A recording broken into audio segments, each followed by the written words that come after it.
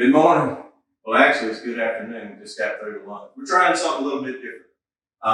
We do crop insurance meetings all over the place, but we haven't for the last couple of years because of COVID and some restrictions that we had on us. So, jumping back into that, next Monday will be January the 23rd. We'll be in Florala. The 25th will be in Atmore, and February 13th will be in Selma. So, some of you guys still are not comfortable being out at some of these meetings. COVID's going around. I've had it for the second time within the last 3 weeks, so I think I'm good. Our whole staff has had it, so we should be fine. So if you missed the meeting, we're going to put these YouTube videos out there so you can go watch it on your own time. Still stay caught up with everything. We have this little cool symbol. Looks like a little scanner box. You put your phone up to that, take you right to the YouTube page. I didn't know that was a thing, but we've got really good people working for us, and so that is a thing. And so instead of me sending you a link, all you got to do is scan that. You'll see it on a lot of our paperwork from here on out, take you right to that page. And so several changes for 2023. One of them is pretty major, and I'll tell you what we know about it. And I don't know anything to do, but just jump right in. And so here we go. We're going to give you some updates. 2023 crop insurance update and decisions. A lot of phone calls. ARC, PLC, do I hop back in? Do we stick with stacks? What about hurricane? I hadn't had a hurricane in a couple of years. Should I still take it? And what in the world is TS? So about 3 years ago at a town hall meeting, the question was asked by myself to the acting head of RMA. Hey, we really appreciate this hurricane policy. It paid off great for us the first year, helping my farmers. But man, we would love for you guys to add tropical storm to that, because you know as good as I do, if you're on the east side of a storm, you're getting hammered, but you're not getting paid. And I was surprised. Their response was, hey, Eric, we're already working on that. We hope to put it out with the HIP-WI. We did get that done in time. So I'll take credit for the idea, but it looks like we may have that for 2023, and I'll give you what I know about it as we go. So, discovery price. Man, everybody wants to know. We were $1.02 on cotton last year. Where are we tracking? So, as of today, when I'm doing this meeting, this is Friday before the meeting on Monday, 82 cents we're averaging. Corn price, $6.16, is down a little from yesterday. Beans, $13.80, down a little from yesterday. Sorghum stayed the same. Peanuts are actually up a touch, 0.2683 or 537 a ton, and that's what we're tracking as today. Remember, we'll track from January 15th to February 14th on these commodity prices. Claims update. We're doing really good. Not a ton of claims like we've had in past years. Some areas obviously worse than others. Remember, guys, every year we open up a claim for you in October.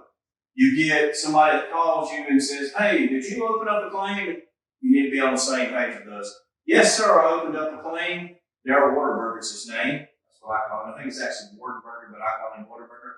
He'll call you and say, hey, did you open up this claim? And you need to tell him you did, because I'm not technically supposed to do that for you. So your claim is open. The reason we do that is we don't want to get into a delayed notice situation. Delayed notice would be 15 days after you get a settlement sheet, right? So you picking peanuts, it may take you 35, 40 days to get them all. You may not know that you got a claim, so we're getting around delayed notice. A delayed claim would be 60 days post-harvest. We can give extensions if you know the gen's not quite through, or you hadn't got all your seed pulled out of your peanuts yet. 60 days, that's when these adjusters are calling you and saying, hey, we need to finish this claim, finish this claim, finish this claim. They're just trying to stay out of a delayed claim situation. Outstanding premium. You either have to have that premium postmarked by 2/28, or you have to work out a payment arrangement with RCIS prior to that date. One day after that, there's not one thing I can do to help you. So we'll send out a notice, a reminder. Even if you've got a claim pending that's not through by the end of February, we need to let them know how much claim there's going to be. If you need to work out a payment arrangement, and it could be that it just comes out of the claim, but we have to have them on notice before February 28th. So my personal opinion is don't trust the postmark of 2/28. I would actually try to have it to them by 228. High dollar claims have been a little bit of difference here. We've run into a few of these this year. A high dollar claim used to be $200,000 per crop, per county, per entity. So if I'm farming Eric O'Brien and Eric O'Brien Farms, that's two different entities. If I farm both of those entities are farming in Covington County cotton, that's $200,000 for my individual, that's $200,000 for my LLC. There used to be a large dollar claim, it was over $500,000, a lot more hoops to jump through. That's been done away with. So you look down there at the bottom, new adjusters, finished team, and DocuSign.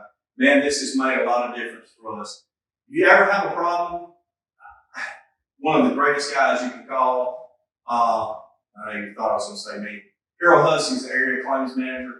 A great fella, dealt with him for a really long time, has good adjusters. He takes care of everything that we've ever needed. That's one thing that I can say about RCIS, we have great adjusters.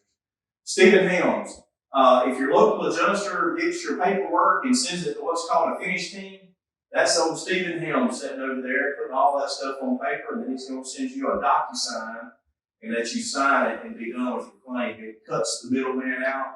It saves all the field adjusters to do appraisals and things like that. When it's just putting it on paper, Stephen's our man. Mike Arnold, you know Mr. Mike, he's been with us forever, and everybody loves Mike. David Dupree is our Cajun buddy. We don't know exactly how we think about David yet, but we think we like him. So most of you guys in West Alabama that are watching this, you'll know David. You've got to deal with him for a year. He's different. He's a little Cajun guy. Anyway, I like him though, and he's done a good job. Ricky, you know Ricky, Josh Malloy, new guy. There's Josh's phone number, email. Scott Mathis, new adjuster, known Scott for a long time. Will Pittsford, man. Will Pittsford takes a load. There's his number, there's his email. Caleb Whitehurst, new adjuster as well. Man, save this. I keep this on my phone, but if you need adjusters' names or emails or where to send in reports, here's a full list of everybody we'll be dealing with. And you do notice there's more on there than there has been in the past because all of us are getting older, so there's some new blood there. Guys are learning, but just rest assured, our seasoned crop insurance guys are keeping an eye on them and helping them learn the ropes. So here's one thing that's a little bit different. SE, you guys have had seed endorsement for several years. We're up 4 cents a pound from last year. So with Alabama, you're going to be looking at 16.69 cents a pound for seed endorsement. Florida's going to be 16.6 is the different state factor for each one. So what does that mean? If we got 82 cent cotton and you pick short of your pound guarantee, I'm throwing 16 cents a pound more at it. Last year, it was just a little touch under 12. So we're 4 cents to the good. So 82 cent cotton and 16 runs us up to 98 cent cotton. So even though we're tracking at 82, we're looking at almost $1 on the coverage. So premiums are there. I figured Covington and Walton, since that's the meeting we're doing first. Enterprise premiums, they're up maybe 20 cents from last year. Farm by farm premiums for you guys that have it that way. So there's seed endorsement. Replant, Alabama guys, cotton, $40 an acre, pay back to you, $2.50 an acre premium. That's pretty much what we've been having. There's nothing fancy about that. With replant option, it covers the same perils that your normal crop insurance policy would cover. Too wet. Hey man, we had to dust it in and we got a 1/10 of an inch of rain, swallow the seed, and now I've got to replant. Self-certification replant, this is kind of an interesting idea. Self-certification replant if it's under 100 acres per unit. So most of this, you can just call and tell me that you've got a replant, and they can approve it over the phone. You just keep up with your seed tickets, and we'll settle up on that claim after you get done. So letting you keep up with your replanted acres, and we're just going to trust what you say. It's over 100 per unit. They're going to have to come look and take some pictures. Most of you have this, don't have it available in Florida, but I do have it available for all the Alabama guys and Georgia guys. Got to have it on there by 228. All bill premium. I think we all have that on there already. Helen Wynn race. Little bit of difference here. Baldwin and Mobile came down just a touch. Houston, Geneva went up just a touch. Not a lot. I think we were 385, 390 on that middle line there last year. 430 is where we're at. Other counties, 250, 100. So if your county's not listed there, you're 250, 100. All of Florida stayed at 5, which has come down just a little bit. We were at 530 a few years back, so that has come down some. So Hail and Wind, you guys already know how it works. Coverage until December 1st, 10% deductible, billed separate from crop insurance. So here's an example. Thunderstorm comes through the area, blows out 60% of your cotton, 10% deductible on the Hail and Wind policy. So 60% damage, 50% payable loss. So 50% of $1 coverage. If you took $100 and 50% of $100, $50 acre, $200, 50% of that, $100 acre, $300 policy, so forth and so on. So no big changes here. You guys know how that works. However, with Hail and Wind, I'm going to show you something in a minute on this TS that might make us change the amount of Hail and Wind we're carrying, and we'll get into that here in just a moment. So, HIP, HIP, with wind index. That is what we've used for the last couple of years. Category 1 storm in your county or the adjoining county, you get the full payment. And I'll show you how we figure that payment. What we're hearing is there will be a vote in January for TS, or Tropical Storm Addition. Like, we will add it to this hurricane policy. So what would that look like? If you see it in blue, it means I don't know for sure, but I've asked as many people as I can ask. So a tropical storm is categorized from 39 miles an hour to 73. So after 73, when it hits the 74, it's a hurricane. So a tropical storm force winds will extend outside of a regular hurricane. You'll have, the centerline track of a hurricane, and then it's a 1 or 2 or whatever. The regular HIP will go 1 county past the tropical storm winds. It'll pay a full payment. Then if you have the TS added to it, it will cover the tropical storm counties. And so if you have a hurricane, you get the full payment. They're telling us if you have the tropical storm, you get a half payment, right? So on a hurricane, you can have 1 occurrence per year. Something I don't know for sure is what happens if I have 2 tropical storms. That's a question that's on my mind, but I don't know the answer to it. What happens if I have a tropical storm and get a 50% payment, and then later on I have a hurricane? Do I get the other 50?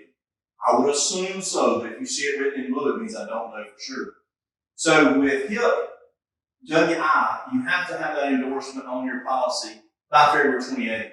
Okay, since the tropical storm portion is coming out later, we assume it's going to have a later self-closing date, just like we had when HIP started.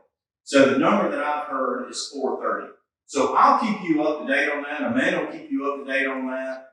Remember, you have coverage from the time you take the policy to when you get it planted until 12/31 on cotton, 12/10 on peanuts, 12/10 on corn, 11/30 on peanuts, 12/10 on soybeans. If you're a pecan grower, it will apply to pecans. You choose how much participation on HIP that you do. Let's use cotton as an example before we move on. So from the time I have a visible stand of cotton, let's say that I'm done picking cotton November 30th, okay? And I have HIP coverage on there. I'm done November 30th, but December 10th, we have a hurricane come through. Now my cotton's not in the field anymore. I'll still get my full payment. So from the time you plant until the time the coverage ends on the multi-perm policy is the amount of time that the HIP policy will cover. So let's compare these 3 things, and I'll tell you what I know, and then we'll try to fill in some blanks. ARC or PLC. So do I participate in that at FSA this time? I don't know. The number that we're hearing is that the yearly market average price of cotton needs to fall below 69 cents to get a cotton payment. We're averaging 82. Last year, obviously, was way above that. So is the yearly average going to fall below 69? My gut feeling is probably not. If you decide to go ARC PLC, you have until 3/15 or March 15th, which is after sales closing for crop insurance, to opt back in ARC and PLC. All shareholders have to agree on that form to what you guys choose. Stacks. Do you take stacks again? You know, a lot of guys opted out of ARC and PLC last year to take stacks. Stacks pays 90% of the county traditional county stacks payment yield. I can show you what all those are. The coverage is based if the county picks short, not necessarily if you do. You gotta add stacks by February 28th. The payout won't be announced until the following year. So if you take stacks in 2023, you won't know until August of 24 if we had a claim. So it's always 1 year later before stacks, before you know if you had a claim or not. Now, HIP is the hurricane policy. It's up to 95% coverage of between your regular crop insurance level and 95% of that farm's average. So you're looking at your yields. So based on producer yields, have to opt in by February 28th. To qualify for the payment, you got to have a Cat 1 storm or higher in your county or the adjoining county, plus TS. This is what I'm probably most excited about. Looks like a 50% payout for tropical storms. Looks like a March 30th deadline. Hopefully, we'll have more time there. Since it's running behind getting all that information out. Will be based on your own yields. Yes, it will cost more. We don't know how much more. So we've still got a lot of questions, but we do know straight from RMA, this is coming up for vote with federal crop this month. So looks pretty good. This is last year's payment calculator from the National Cotton Council. You can see where I'm coming up with 69 cents. I can't find that the yearly market average tonnage price of cottonseed has changed. So 69 cents with a 240 a ton looks like no payment. So we're saying if the price falls, yearly average price falls below 69, you're looking at a PLC payment. Most guys don't think that's going to happen. So PLC and ARC not really going to be a big player for this year. So common questions. I get these all the time. So here's some questions from you. Can I take PLC and sign up for stacks? No. You cannot participate in both programs. Remember, the PLC price protection for cotton is the FSA program. You cannot have that and stacks at the same time. Now, this is on a farm by farm basis, right? So I've got 5 cotton farms and I want 4 of them enrolled in PLC and one of them doesn't have any base, so I want stacks on that. So you have to specifically tell me that 5th farm is not enrolled in PLC, and then it's okay to take stacks. So if you mess that up, and you just tell me to take stacks across the board, but you don't de-enroll from ARC or PLC, then you're going to have to pay 60% of the stacks premium, but you won't have any coverage. There's your stacks program payment yields for Covington and Walton. So Covington County 851. Stacks is 90% of that. So if the county as a whole picks less than 766, that's what triggers the stacks payment. Walton County as a whole picks 783, that's what triggers the stacks payment. Remember, it'll be the following year before you know how everybody's settled out. One good thing is we are keeping that separated by practice. So the irrigated don't average in with dry. So that's helpful. Can I take PLC and HIP at the same time? Yes. You can take PLC and HIP. Those don't affect anything. It's just you can't have PLC and stacks. So if I'm a farmer in the southern tier of Alabama or anywhere across the panhandle, stacks is a non-event for me. I'm always going HIP, and I'm fixing to show you how one of those kind of hurts the other if you're not careful. So back to the question, can I take PLC and HIP at the same time? Yes, as long as you meet the deadline for sign up, 315 ARC PLC. February 28th for HIP with wind index. Looks like 430 for adding tropical storm endorsement. So let's look and see how HIP pays, okay? So in my mind, I've got a cotton farm that has a 1,000-pound average on it, just because I want to make the math simple. I'm on 70% level crop insurance. So if you look down there in that bottom box, MPCI coverage is 700 pounds, 70% of 1,000 pounds, 700. Look at it there on the left side. So where does HIP play into this equation? Remember, I've got a 1,000-pound average cotton farm. So HIP starts at 95% of the farm average. So 95% of 1,000 pounds is 950 pounds. HIP goes from 95% of the farm yield down to your level of crop insurance. So there we are at 700. So the difference between 700 and 950 is 250 pounds of cotton. Okay, so 250 pounds of cotton at today's price that we're tracking 82 cents is $205 worth of revenue in that box. So if I participated in HIP at 100%, then we get a Cat 1 storm, crop insurance just wrote you a check for $205 no matter if it affected your crop on that farm or not. So from planting time to the end of the insurance period. So Covington County, $15 an acre, Walton County, $16 an acre. That's if we participated at 100%. Guys, I have very, very few people doing that. We can't justify that. So really what most of you guys are doing is between 25% participation and 50%. So for me, that looks like 33%. So let's use that as our example. So 33% of that window from 950 to 700 is 82 and a half pounds. And whatever the market price of cotton happens to be, right now we're looking at 82 cents. So if you had a Cat 1 storm or higher, you'd be looking at $67.65, $5 an acre premium Covington, $5 basically in Walton. So you're choosing how much HIP you take. Do I participate at 25% or 33% or 34% or 35%? So anywhere between 1 and 100, you can participate in the HIP coverage. So most guys, just to make it easy, we do, between a quarter and 50. So a lot of guys at 33. Remember, we're taking HIP on peanuts. You say, oh, the storm don't hurt my peanuts. It doesn't have anything to do with damage on your farm. If you get the storm, you get the payment. So HIP is just as valuable on cotton as it is on peanuts. So can I take stacks and HIP at the same time? Yes, you can. You can take stacks and HIP at the same time. But here's the problem. Stacks sits on top of your crop insurance. And so instead of HIP going from your crop insurance to 95, stacks sits on top of the crop insurance and goes to 90. So it only leaves a little small window up there for a HIP payment. All right, so let's look at how that graphs out. What does that really look like?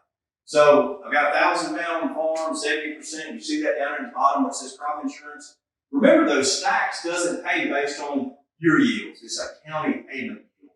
So stacks is from 90% of that county payment yield down to crop insurance. And so 90% in this county, 870 pounds is the stacks payment yield times 90%, 783 pounds at 82 cents a pound times the stacks factor. It gives us $770 worth. So what I'm trying to do is figure out how much value stacks is. So at the top of stacks is $770. You go down to the top of my crop insurance, 70%. There's my county yield again. Times 70% of that, 609 pounds at 82 times the stacks factor of 599. The difference in 770 and 599, that's a lot of talking to get to the point of telling you it's $171 of possible stacks payment. Now, we can't afford all of stacks, hoping that the county picks short and you don't. So what most people do that take stacks is they take 90% level, which would be the top part up there, from 870 pounds, 783 pounds, 740. If the county falls into that window, that stacks at 90% level, 5% range with a 1.2 multiplier. So if the county picked from 783 to 740, anywhere in there, your stacks payment would have been $42 an acre. If you took stacks at 90 and 10, so 10% range, you look on the left side there, you see a 5, a 10, a 15, and 20. Those are ranges. 5% range is that top box, 10% range is both boxes, 15% range is all three, 20% range would be all four, which totals $171 if you had a stacks claim that fell below 609 pounds for the county. But we can't afford it, it's too expensive. The idea here is, if you're going with stacks, what I really want you to take away from this is that the hurricane policy only exists from the top of your crop insurance to 95%. If you put stacks into the equation, remember the question was, can I have both? If you put stacks into the equation, it minimizes the amount of availability if you have a storm. So you got to decide, am I more worried about a hurricane or am I more worried about the county picking short. So yes, you can have them, but if you do, it's going to really diminish under the cotton plan how much hurricane policy you get. Can I have a stacks payment and a hurricane policy in the same year? Can I get paid on both the same year? Yes. The county as a whole bit short, and you had stacks, you're in business, it'll be the next year before you knew. Cat 1 storm or higher, you'll automatically get the HIP payment in the affected county +1, and with tropical storms, it's going to extend it further than that. So yes, you can get both in the same year. Where's your biggest risk? This is pretty cool. We're able to look back at some data, and I'm going to give you some really cool things to look at. One of them looks like spaghetti, but it's still pretty cool to see. So, do I take stacks? If you're worried about the county picking lower than 90% of its traditional average yields, then stacks is not a bad thing to do. You need to say with confidence, I have a higher chance that our losses will be due to drought or excessive rain, but not due to a hurricane. If you have stacks, you can't have ARC or PLC. Okay, they will not overlap. So, do I take stacks plus HIP? Well, if I'm probably 4 or 5 counties up into Alabama, yes, I probably do. I'm more worried about my county picking short of its 90% of its proven yields due to drought or excessive rain, because I don't get a storm that far north that many times. If I'm on the coast, I see it differently. But if I'm 4 counties up, then I'm looking at stacks with a little bit of HIP on top. So I would say, if that's you, then you would say I have a slight chance of a Cat 1 storm in my county or the adjoining county. So remember, since stacks is in this equation, you can't have ARC and PLC. HIP.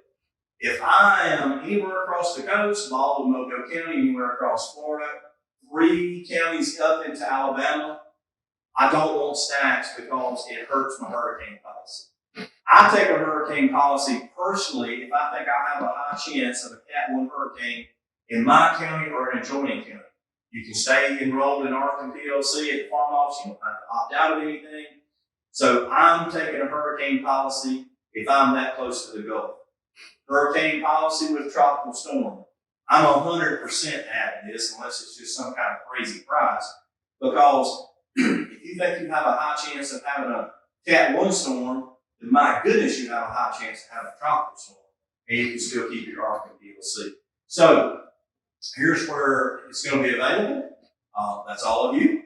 Don't go further than that. This is interesting.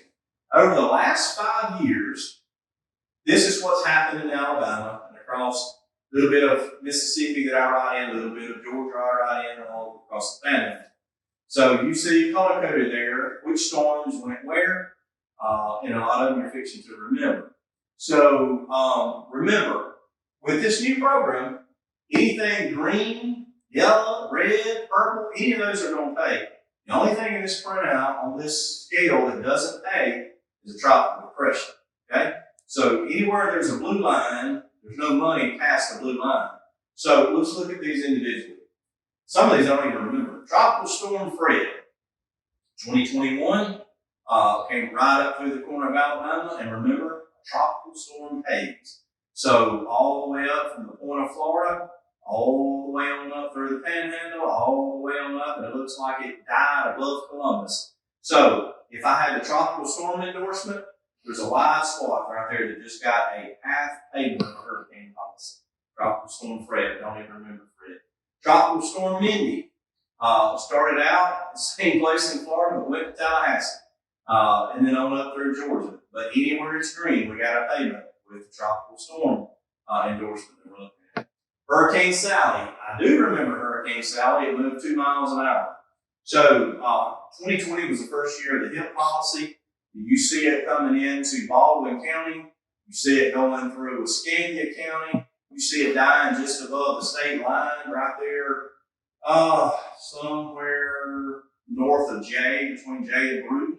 You see where it ended as a red line. Remember, we've only been able to pay Cat 1 storms. So this is what the payment schedule, if you look at right inside of your screen, the payment schedule is there. All the counties that are green there, sustained Cat 1 sustained winds. Okay? All the adjoining counties in a different color, they got a full payment. So if we're looking at tropical storm in addition to this, look how much further through Alabama it went, guys. And tropical storm coverage makes lots of difference, okay? Just south of Montgomery before that died. Hurricane Zeta cut a line across Alabama and stayed green way on up. So you're going to get a tropical storm payment a long way. So it died over there. I think Dallas County was the right edge of the adjoining county. You see the payment schedule there. But you watch that green line, it went way on through Alabama because it was moving so fast. So it cut a tropical storm payment all the way through Alabama. This is a big deal. This is something we don't need to miss out on. Tropical storm Alberto in 18. See, just about made it to the state line. So everything south of that got a payment. Everything blue didn't. Tropical storm Gordon, there from Mobile to Hattiesburg got a payment. Hurricane Michael. Obviously, this is before we had the hurricane policy. I can track that one a long way, getting payments because it come in as a Cat 5. Here's what it looks like over 10 years. Look at all of the crisscross stuff that's going on here. It's just going to get worse. Remember, the blue does not pay. There's 10-year track, 15-year track. See how many more we've got. Look how many, those green lines, look how far north they're extended. 20 years. All right, I'm starting to see a trend. About, I don't know, 3 counties up in Alabama. Look how much blue there is above that. It's not going to pay. But there still are a lot of green going right up through the middle of the state. 30 years. You see the trend continue. This one's the one that looks like spaghetti. This is awesome. This is every hurricane we've ever had. And if you look under that mess of lines, you can see about 3 counties up in Alabama. Look how much green, red, yellow, purple is below that. And you see a lot of blue above that. So for me, as I'm making my farm decisions, I'm going to have, if I'm north of that line, I'm looking at stacks with a little bit of hill. If I'm below that line, I don't want stacks. I want as much hurricane and tropical storm as I can get. So there's our handy dandy little grid box that tells you where to go. So we're going to be using that from now on. So guys, I talked a lot. I talked real fast. I tried to cover as much as I could without being redundant. We appreciate you. We appreciate this being my 28th or 29th crop year. You guys are like family to us. I don't want to suggest something to you I wouldn't do myself. I'm still watching for prices, still tracking prices. Manny keeps up with it every day. If you're at the meeting in person, you're going to see this nice little folder. And it's going to tell you everything that we're going to go over in these meetings. You just got to see it. There's that little grid box again, right? So we get to use that a lot from here on. February 28th, crop insurance deadline for changes. Amanda's going to take and send out this to you about the 1st of February. And I know you're used to getting at the meeting. Here's why we're not doing that. We're trying to do these meetings a little bit earlier, tell you what we know, tell you what we think. But we need to get these prices a little more solidified. So we're only a couple days. We started tracking on Tuesday of this week when I'm shooting this video. Today's Friday, so we only have a few days of tracking in. So we'd rather wait till about the 1st of February to run more specific meeting supplements for you. We'll mail these to you. You'll have your county rates, premiums in there, so it'll be more applicable to you. But you're looking at around the 1st of February. Remember, we got till the 28th to make those changes. Normally, I would wear this hat during the meeting, but if you see this hat, they let us have hats this year. So I thought I looked pretty good in the hat. The ones that are helping me shoot this video thought maybe not. But I'll have these hats in my truck. Love for you to have one. Love for you to wear one. Something I never think about. Wife and daughter and Miss Amanda always like to wear a hat. So I do have some specifically for ladies. And so you can get one for your wife if you think she'll wear it. But I don't need you wearing it to make me look bad. So don't wear the ladies' hat. We'll be at the cotton meeting at the farm center, fairgrounds. We'll be at the peanut meeting, peanut producers meeting. We'll be in touch with you. Don't worry. We're looking at prices. We're trying to get more information on the HIP WI with tropical storm. We're trying to make sure we don't miss anything. CCCP, I almost forgot to tell you. That was the $5 program that the feds put out for cover crop. You plant cover crop, turn it in, you get a $5 discount on your crop insurance. Washington is telling me that's no longer going to be a thing for 23. FSA has verified that as well. So it doesn't look like there's any sense to you to certify a cover crop. So I'll be in touch. If you need something for your banker, please call me or Amanda. We'll get that done, get their assignments to them, get them quotes for the upcoming year. If you're adding farms, if you're adding counties, if you're changing spouses, we need to know that. I'm not going to call you and ask you if you've changed your spouse, but if you've changed your spouse, you better let me know before February 28th, or it causes all kinds of problems with crop insurance. So if you are changing spouses or have just changed your spouse, I need to know that. So it really does make a big difference. If you have any trouble with a crop insurance claim, call me. You guys are doing a great job. Checks are usually coming back in about 10 days. If there's anything at all you need, my number's on here, Amanda's number's on here. Day or night, you call us, and I never know a good way to sign off. I've had people trying to get me to do it in a funny way, but I don't know how to do that, so I appreciate you, and we'll be back in touch.